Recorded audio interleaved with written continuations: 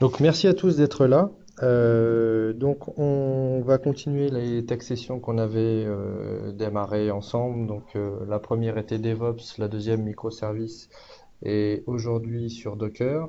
Le but c'était vraiment d'inscrire Docker dans un triptyque de sessions pour expliquer en quoi Docker s'inscrivait dans une démarche DevOps, en quoi ça touchait les Ops et les devs, en quoi ça participait également à l'évolution côté développement des nouvelles tendances que sont les microservices et voilà, et plus particulièrement présenter Docker aujourd'hui.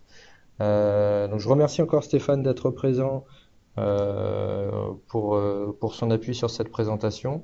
Voilà, c'est un privilège que tu sois parmi nous, donc merci à toi. Avec Euh, plaisir. donc voilà, on va démarrer sur l'agenda. Alors, on a fait ça avec Stéphane. Le but, c'était de commencer sur un historique des conteneurs de manière globale, parce qu'en fait, Docker, au-delà d'apporter une techno, ça apporte, ça globalise, ça généralise, ça popularise un concept qui est le concept de conteneur. Euh, Ensuite, on enchaînera sur l'historique de Docker, d'où ça vient, comment c'est devenu un standard aujourd'hui. Et alors la question c'était voilà, comment faire en sorte que ça puisse parler à tout à chacun, étant donné que ce n'est pas une session qui est vouée à être que technique. Donc on a choisi voilà, de proposer des axes en quoi ça touche les développeurs, la démarche DevOps, les microservices, les Ops, et un point particulier également sur la sécurité, avant de conclure cette session. Alors, là, on est loin de l'IT. Le but, c'était de présenter un port, le port de Marseille au XVIIIe siècle, euh, pour parler un peu de comment c'était avant les conteneurs. Alors, on est sur un port marchand, comme vous le voyez, un port avec beaucoup d'activités, un transport, pas mal de transport de marchandises, et on le voit bien, donc on a euh, plein de personnes qui sont sur place pour charger, décharger, ou simplement discuter. Et on voit bien que voilà, le fait qu'on ait des marchandises de formes différentes ne facilite pas la tâche du transport de marchandises. Ça, c'est un aspect des choses. Il y a le deuxième aspect, l'aspect sécurité, l'aspect casse également. On a pas mal de dommages collatéraux liés au format des marchandises qui sont transportées. Nous voici maintenant à Rotterdam au XXe siècle. Et comme vous le voyez, donc ça n'a plus rien à voir, si ce n'est que c'est aussi un port marchand. Mais là, nous avons donc des conteneurs qui sont apparus à peu près dans les années 60. Euh, le but des conteneurs, c'était vraiment de proposer un nouveau format qui réponde, qui en tout cas dépasse les limites précédentes, à savoir un format unique qui permet vraiment de faciliter le transport de marchandises. Alors plus particulièrement, qu'est-ce qu'apporte ce format de conteneur? Alors, on va parler de plusieurs caractéristiques.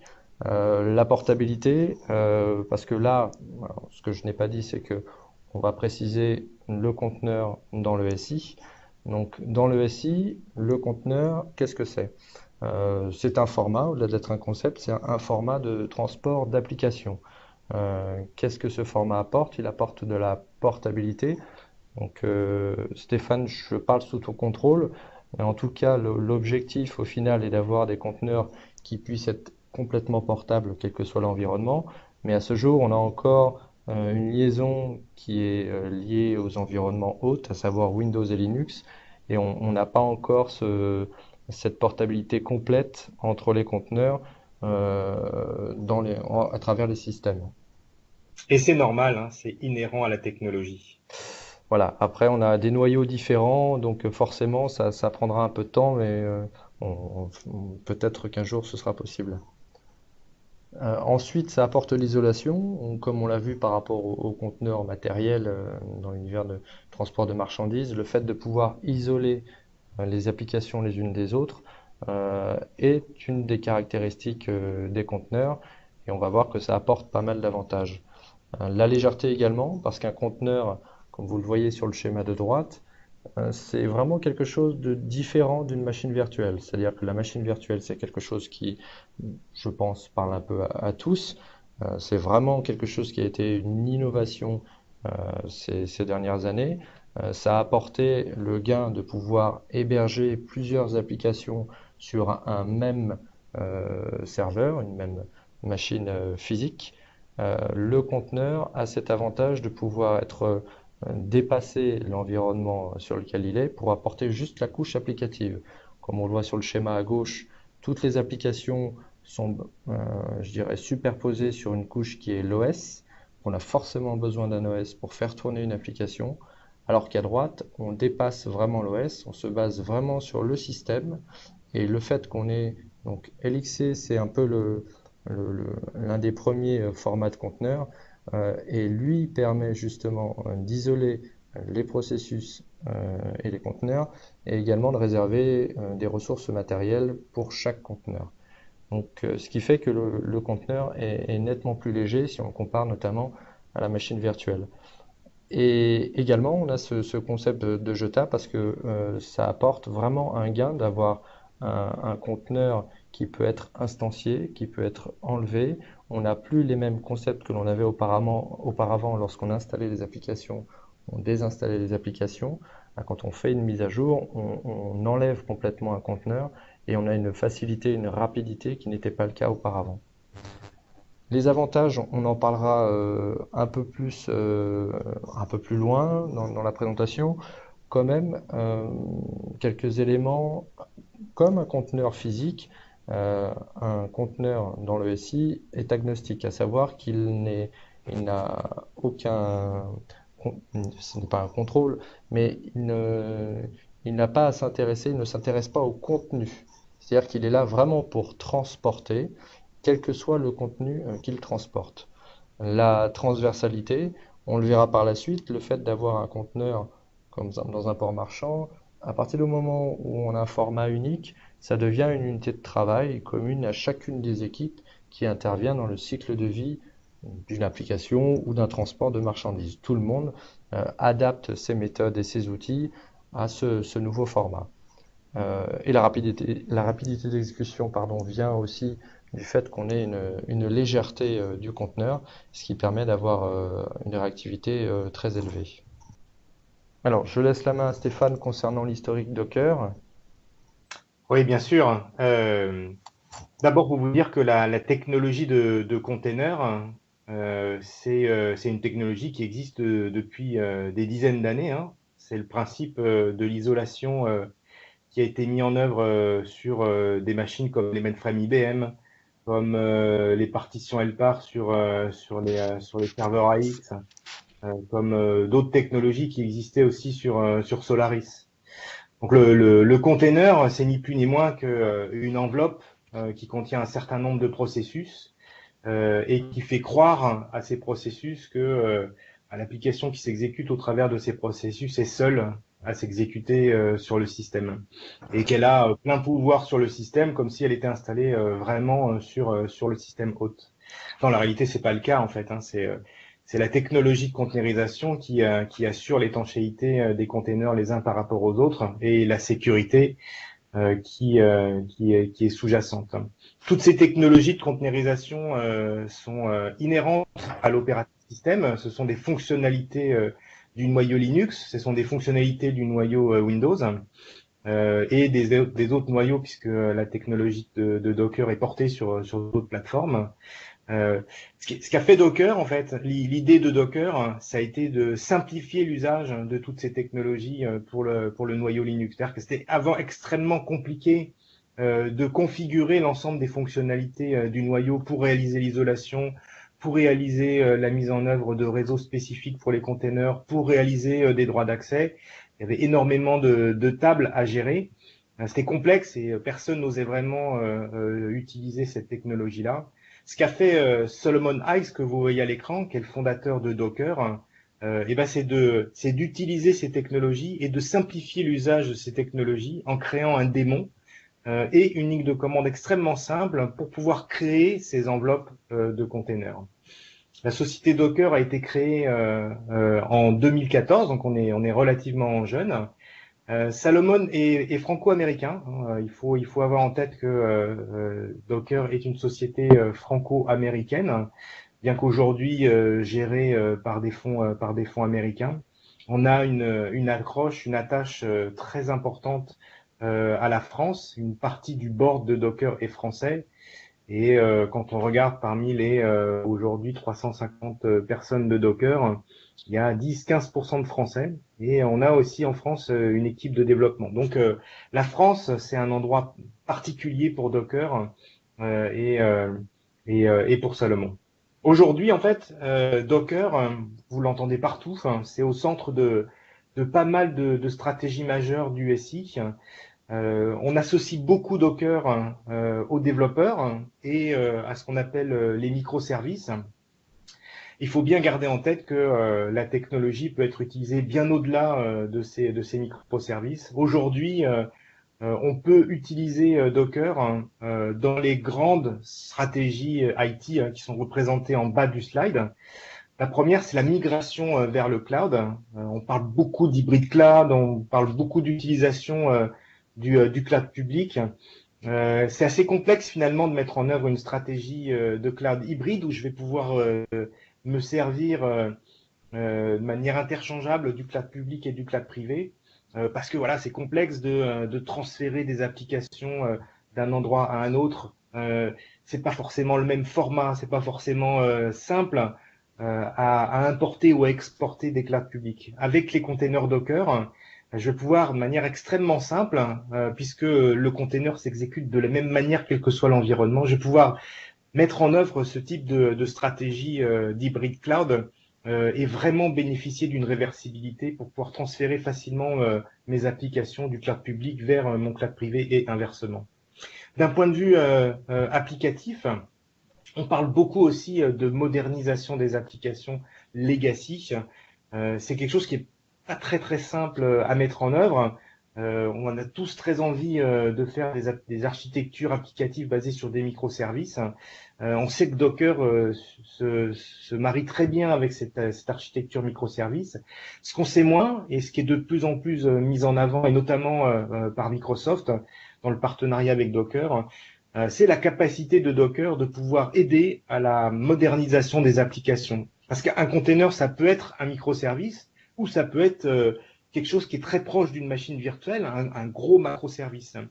Et donc, on peut tout à fait utiliser la technologie Docker pour pouvoir faire migrer étape par étape une application d'un modèle legacy, machine virtuelle ou bare metal, vers des microservices en utilisant des containers.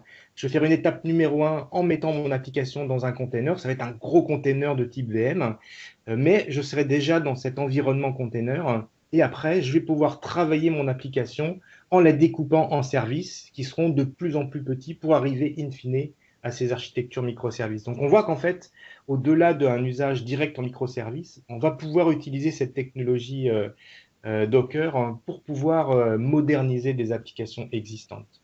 Et puis enfin, et à nouveau, hein, c'est un sujet très lié à Docker, on peut utiliser Docker pour pouvoir mettre en œuvre une stratégie DevOps, une automatisation des développements, une intégration continue des développements vers un déploiement continu. Pourquoi? Ben parce qu'en fait, Docker est très bien adapté de par les capacités de l'outil à être programmable.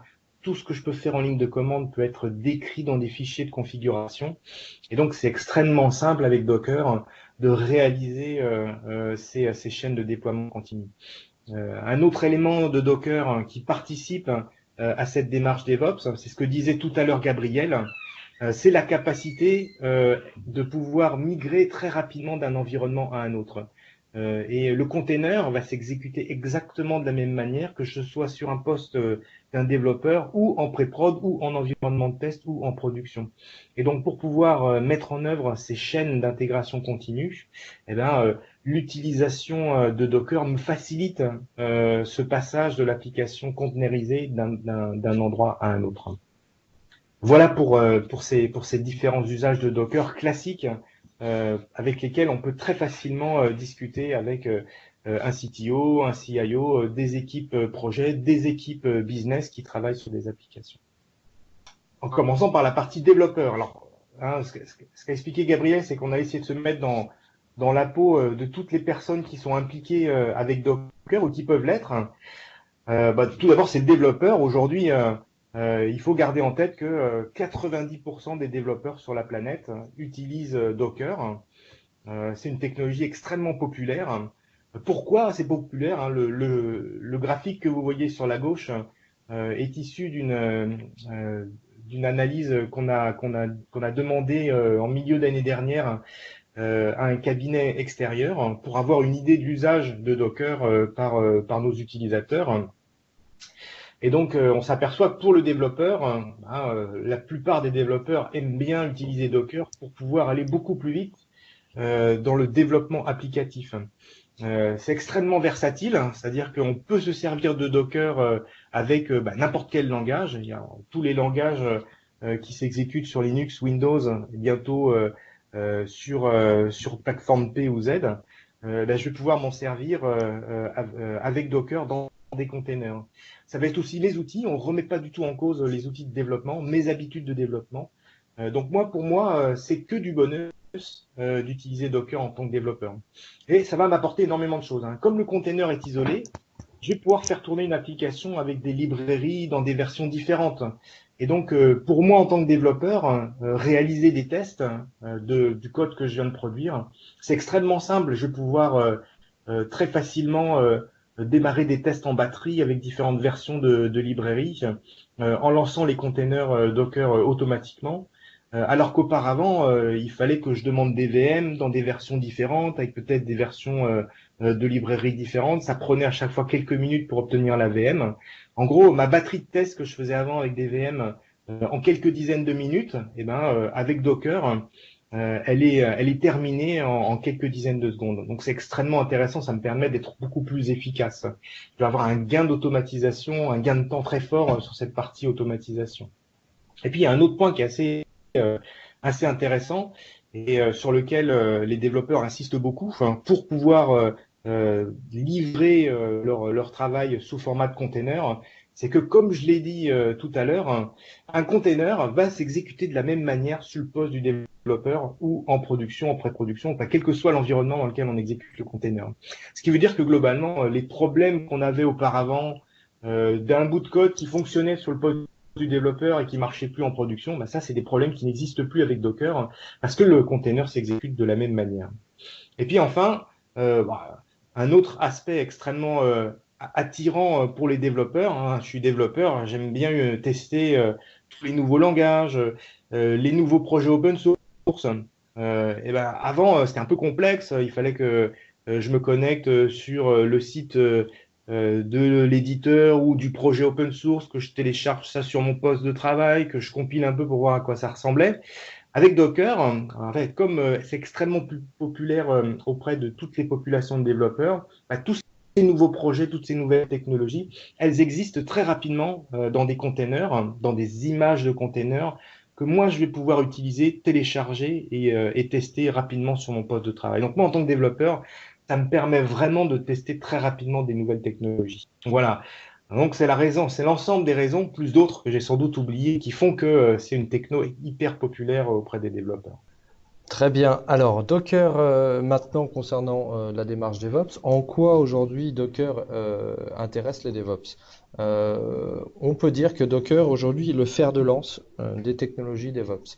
Pourquoi? Il y a plusieurs raisons. Comme l'a souligné tout à l'heure Stéphane, Docker est programmable. C'est-à-dire que tout ce que vous pouvez, tout ce dont vous avez besoin, que vous devez faire en ligne de commande, tout ce qui est automatisable est intégrable à Docker. Ça, c'est une grande force de Docker, c'est-à-dire que, comme on l'a vu tout à l'heure, il est agnostique du contenu.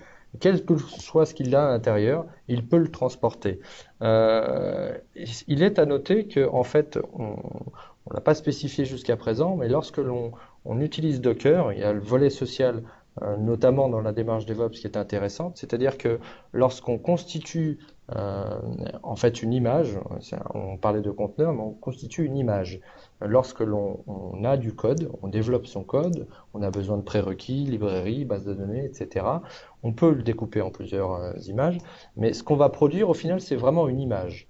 Cette image-là ne bougera pas, elle est immuable, elle ne changera pas. Cette image va ensuite peut être utilisée sur ce qu'on appelle le Docker Hub. Le Docker Hub, c'est un peu un endroit où sont stockées toutes les images de la communauté Docker. Ce qui est intéressant avec cela, c'est que vous pouvez très bien vous appuyer sur des images existantes. Si vous avez un développement à faire et que vous avez des prérequis, vous avez déjà, la première chose à regarder, c'est pardon, il y a déjà des images Docker de ces prérequis. Et si vous avez besoin de customiser, si vous avez besoin par exemple d'une image Jenkins qui soit différente de l'image que vous trouvez sur le hub, vous pouvez très bien constituer votre propre image et la soumettre au Docker Hub. Dans la démarche DevOps, ce qui est intéressant aussi, c'est la transversalité. Euh, Docker est né dans le DevOps. C'est une techno qui est assez jeune, même si la containerisation date un peu, mais c'est vraiment une techno qui a été faite pour dépasser toutes les limites précédentes. On n'est vraiment pas dans un outil, dans une techno qui est faite pour le mode silo. On est vraiment dans quelque chose qui s'adapte très bien aux méthodes et aux processus des développeurs. Comme vous voyez sur le schéma à droite, c'est une techno qui peut très bien être intégrable et qui communique très bien avec GitHub, avec Jenkins pour contrôler le pipeline, et également soit utiliser Docker pour du déploiement, ou même Jenkins. Enfin voilà, tout peut être modulable. C'est à vous de faire vos propres recettes, mais Docker n'apporte aucune limite. Et au contraire, il communique avec chacun des acteurs, chaque écosystème, chaque techno de l'écosystème DevOps. Au niveau qualité, alors comme l'a dit tout à l'heure Stéphane, vous, on va certainement parfois être redondant sur ce qu'on dit parce qu'on s'intercoupe, etc. Parce qu'en fait, il y a plein de choses qui rentrent en commun. La qualité, ça revient, ça touche à l'isolation, ça touche au fait que le conteneur se comporte de la même façon suivant les environnements. Et en fait, on a de la qualité, on a de la fiabilité. On a de la fiabilité parce que justement, on a de l'isolation. Quand on a des prérequis qui sont différents d'une application à d'une autre, avec la conteneurisation, avec Docker, on a la possibilité de savoir exactement comment son application fonctionnera dans chaque environnement et ça apporte un gain de qualité. Il y a aussi le fait que Docker apporte une rapidité d'exécution et ça permet d'envisager les choses vraiment différemment. C'est-à-dire que ce gain qu'on a au niveau de la vitesse, on peut l'utiliser derrière pour impartir du temps sur tout ce qui est test. Test unitaire, test fonctionnel. Et en fait, on a un code qui est testé régulièrement et de par ces tests, on en arrive à quelque chose qui est fiabilisé. Donc c'est qualité et également fiabilité. Cloud computing, comme on l'a vu tout à l'heure, en fait, Docker est un gant qui va très bien aux microservices. C'est vraiment une enveloppe qui est parfaite pour les microservices, mais pas que. C'est aussi l'avantage. Et du fait qu'elle soit adaptée aux microservices, on a les gains de Docker qui sont également valables quand on passe sur le cloud. Donc le fait d'avoir une application qui se comporte de la même façon suivant les environnements et suivant la plateforme, même sur le cloud, est vraiment une chose séduisante qui peut vraiment aider à l'adoption de Docker. J'ai tenu également à parler d'innovation parce que tout simplement, moi j'en suis venu là pour ça. Moi personnellement, j'ai découvert Docker l'année dernière et j'étais extrêmement séduit par la techno. Et je pense que le fait que Docker soit innovant apporte un réel gain et permet aujourd'hui de vraiment s'inscrire dans une démarche DevOps, va amener dans les équipes un regain de motivation, d'énergie et de volonté de s'inscrire dans une nouvelle technologie qui est aujourd'hui très populaire. Donc voilà un peu les éléments qui aujourd'hui font que Docker s'inscrit très bien dans la démarche DevOps. Euh, voilà, je ne sais pas si tu voulais rajouter d'autres choses, Stéphane. Non, Certainement non, oublié deux, trois choses. non, non, c'est parfait. Ok. On va continuer ensuite sur Docker et les microservices. Euh, alors, comme on l'a déjà dit, Docker, les microservices, c'est quelque chose qui voilà, se marie très bien ensemble. Dernièrement, au DockerCon 2017, donc l'événement mondial organisé par Docker aux États-Unis, à cette occasion, donc Docker a annoncé, avec le partenariat Microsoft, un nouveau programme qui est le programme MTA, qui est un programme qui va apporter aujourd'hui un service aux clients qui est de proposer la modernisation de leur application par l'adoption de la technologie Docker. Comme l'a dit Stéphane, vous n'êtes pas obligé de faire du microservice avec Docker, mais ça peut être une parfaite transition. C'est-à-dire que pour passer au cloud, passer d'abord à Docker avant de passer au microservice, ça peut être envisagé. Donc c'est vraiment un facilitateur qui peut permettre l'adoption au cloud. Également, c'est un format qui est très souple, on l'a vu, qui est très rapide et qui est flexible. Pourquoi? Alors là, sans empiéter sur le côté Ops, euh, je vais dire que la conteneurisation, le fait que les conteneurs soient légers, le fait qu'on ait une rapidité d'exécution qui soit effective, va permettre de pouvoir organiser nos conteneurs en production de façon très souple, parce qu'on va pouvoir instancier très facilement des conteneurs sur chacune des plateformes, chacun des serveurs, que ce soit sur du cloud hybride, sur des machines physiques ou sur des machines virtuelles. Donc on a vraiment une techno qui n'apporte pas vraiment de limites, mais au contraire s'adapte très bien quels que soient les environnements. Je t'en prie Stéphane, je te laisse la main. Ok, donc parler un peu maintenant de Docker d'un point de vue des opérations. Parce que si on regarde Docker, l'original en fait, celui qui est connu des développeurs, on se retrouve avec une ligne de commande Docker qui permet d'interagir avec les containers pour pouvoir les lister, pour pouvoir euh, revoir les images qui sont disponibles sur le poste et à partir desquels je vais pouvoir créer mes containers.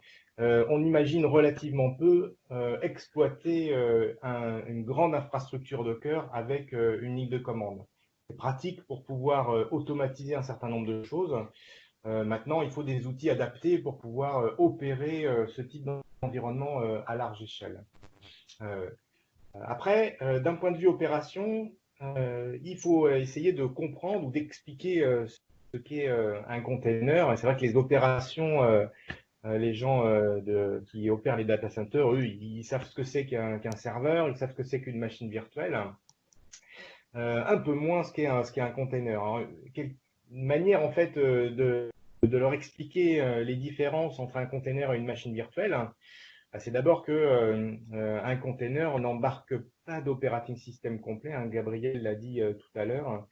Un container embarque une application et uniquement les librairies dont l'application a besoin pour s'exécuter. Ça implique donc une taille extrêmement réduite, là où une machine virtuelle va tout de suite aller taper dans les gigaoctets. Un container complet avec son application ne peut ne pas dépasser les quelques dizaines ou quelques centaines de mégaoctets. Donc on est extrêmement efficace, agile et relativement simple dans sa construction.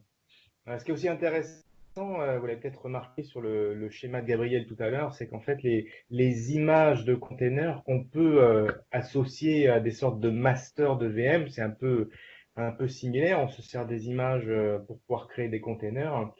En revanche, la similitude s'arrête ici, parce que la manière dont on construit les images est totalement différente quand on parle de containers que comme on parle de VM. Une image de VM, c'est un bloc monolithique que je vais recopier dans sa totalité, alors qu'une image de container est en fait construite à partir de multiples couches, un peu comme un millefeuille, hein, si vous voulez. Chacune des feuilles contenant une partie de librairie, une librairie, un composant. Imaginez par exemple qu'un serveur web a besoin d'un ensemble de librairies d'operating system, puis du serveur HTTP Apache, puis peut-être des fichiers de l'application. Ces différentes fonctions seront implémentées dans des couches différentes et c'est le rôle de Docker d'assembler à la volée ces couches pour faire croire au container qu'il accède à tous ces fichiers à plat, alors qu'en fait, ces fichiers sont répartis dans différentes couches. C'est une technologie qui nous permet de partager les couches entre différents containers. Si plusieurs containers sur un poste ont besoin du même serveur HTTP, on va pas faire comme avec une VM, une copie en fait des fichiers du serveur HTTP.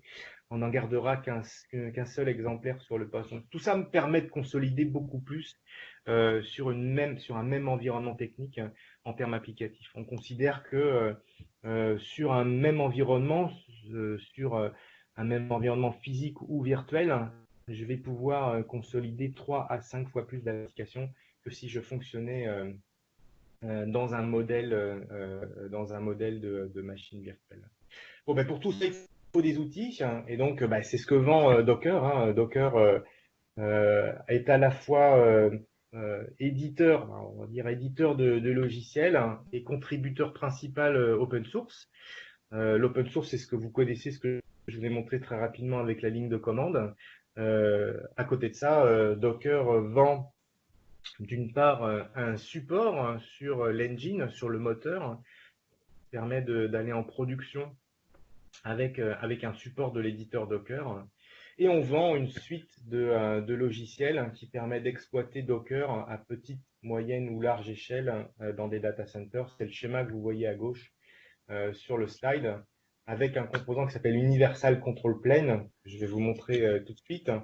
Ce composant UCP permet de superviser un cluster Docker. Ici, vous voyez le dashboard de ce UCP avec un certain nombre de métriques que je vois sur mon cluster. Je vais pouvoir accéder aux ressources de mon cluster et notamment l'ensemble des nœuds, des serveurs Docker qui vont pouvoir exécuter les containers et les applications qui sont déployées sur mon environnement. Donc, juste pour vous montrer un peu l'automatisation qui est possible avec les containers Docker. On va chercher des images. Hein. On parle d'images Docker depuis tout à l'heure. Donc, à quoi ça ressemble? Où est-ce que je vais les chercher? Alors, il existe ce qu'on appelle le Hub, qui est un catalogue d'images fourni par Docker sur Internet, accessible de tous, sur lequel je vais pouvoir aller chercher les images qui m'intéressent. Hein, il y a des tas et des tas d'images disponibles. Tout à l'heure, Gabriel parlait de Jenkins. On peut aller regarder sur le hub s'il existe une image Jenkins. En effet, il y en a une. Et donc, je vais pouvoir télécharger cette image Jenkins en utilisant une commande qui s'appelle pull. Et puis, ce qu'on voit ici sur la page Jenkins, c'est le mode d'emploi de cette image Jenkins. Comment est-ce que je vais pouvoir m'en servir et notamment comment est-ce que je vais pouvoir exécuter un container Jenkins sur mon engine local. Donc, on peut faire des choses relativement simples hein, où on peut, et là c'est intéressant pour les ops, on peut faire des choses beaucoup plus élaborées hein, en assemblant des containers dans ce qu'on appelle des stacks applicatives, des ensembles d'applications qui sont déployés de manière automatique par Docker. Un exemple que je peux vous montrer maintenant, c'est l'usage le déploiement complet d'un système de monitoring dans Docker à base de différents composants open source qui permettent de centraliser des logs. Ce composant s'appelle Prometheus et donc on peut déployer ce type de stack applicative de manière relativement simple en utilisant un fichier de description en fait qui explique à Docker comment déployer une application complète, les réseaux, les containers, les liaisons entre les réseaux et les containers. Tout ça est décrit dans un fichier qu'on appelle Compose, qui est écrit en format YAML. Donc vous voyez à l'écran, j'en ai quelques-uns qui sont présents dans ce répertoire. Et pour en déployer un, il suffit de faire un Docker déploie. Derrière,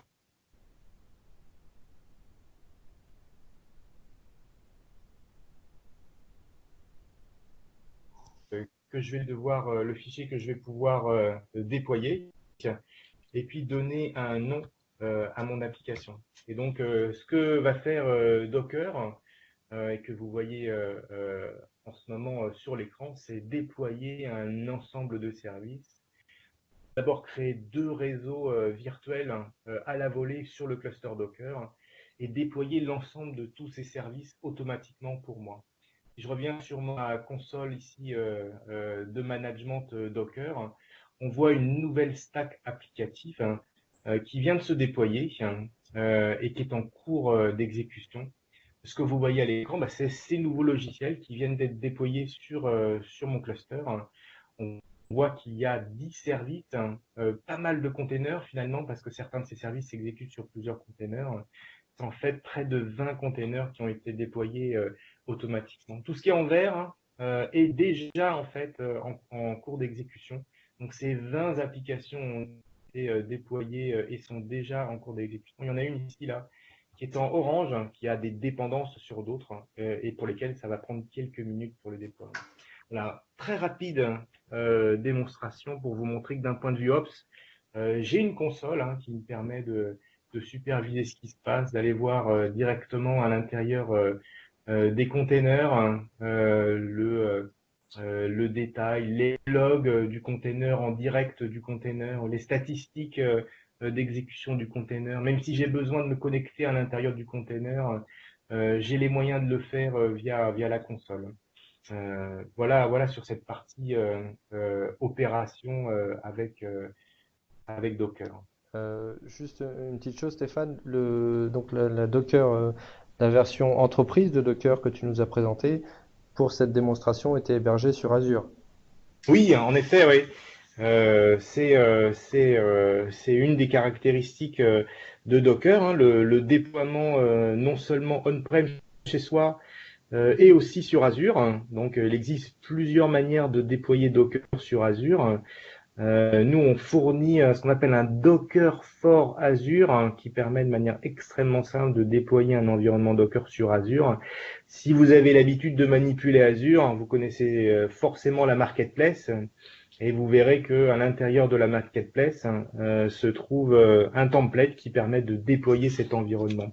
Après, ce que vous voyez, ce que vous avez vu de l'interface graphique là que je vous ai montré, c'est exactement la même chose que je vais avoir chez moi ou sur Azure. Donc, ça me permet vraiment de déployer le fameux cloud hybride dont on parlait tout à l'heure.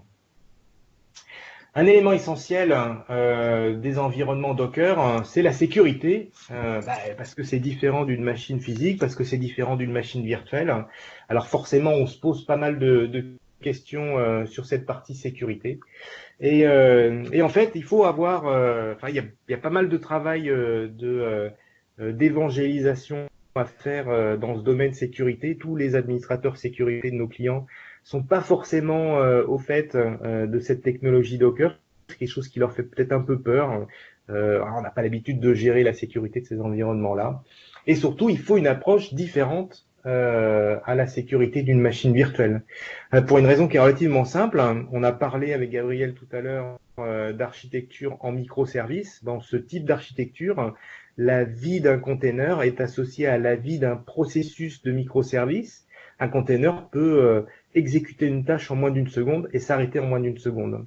Donc on imagine relativement peu exécuter par exemple un antivirus ou un anti-malware à l'intérieur d'un container de ce type-là. L'anti-malware aura même pas le temps de démarrer que le container aura déjà terminé de s'exécuter. Donc ça veut dire que pour les containers, en fait, il y a deux approches en fonction du type de container dont je vais me servir. Si c'est des containers très proches d'un modèle de machine virtuelle, alors je vais pouvoir utiliser des technos proches de la machine virtuelle pour pouvoir assurer la sécurité de ces containers.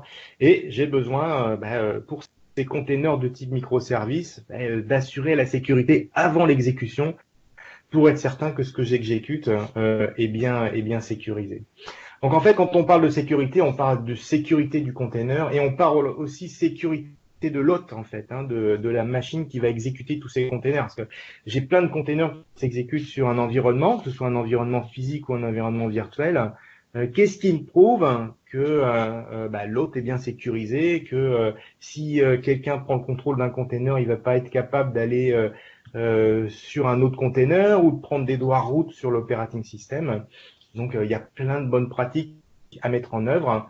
Il existe un outil qui s'appelle Docker Bench for Security, qui permet de manière extrêmement simple de s'assurer de la sécurité d'un hôte. Alors, Docker Bench for Security, il suffit d'aller sur Internet chercher Docker Bench for Security pour pouvoir accéder à ce petit outil gratuit disponible sur Internet, fourni par Docker, qui me permet de faire ce test.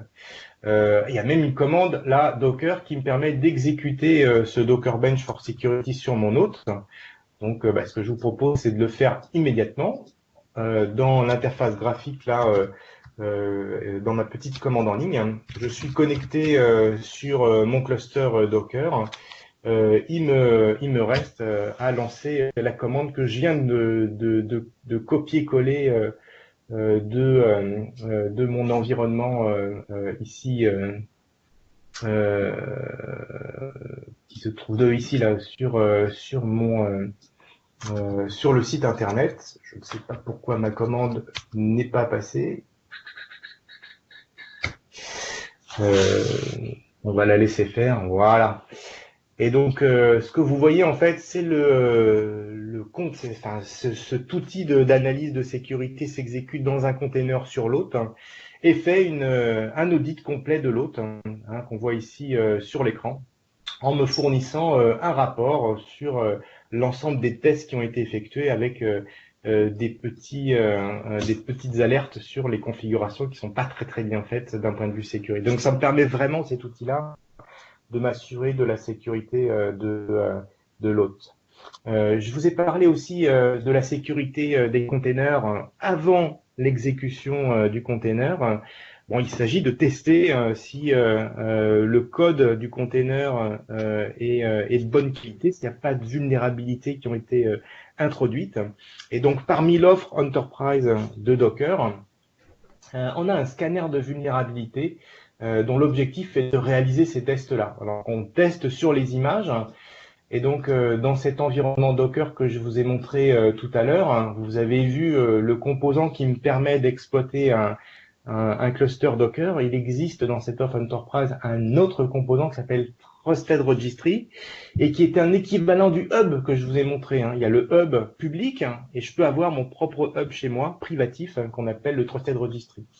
Et donc ici, j'ai une image qui est dans mon hub privatif à moi, avec une description qui est similaire à ce que vous voyez sur le hub public de Docker, avec des fonctionnalités complémentaires et notamment ce scanner de vulnérabilité. Là, on voit d'ailleurs que le scanner sur cette image Jenkins là, que j'ai mis a fait son travail et malheureusement pour moi, je vais avoir un peu de boulot de mon côté pour corriger tout ça. J'ai 42 erreurs critiques, 42 anomalies de sécurité qui ont été identifiées sur cet environnement.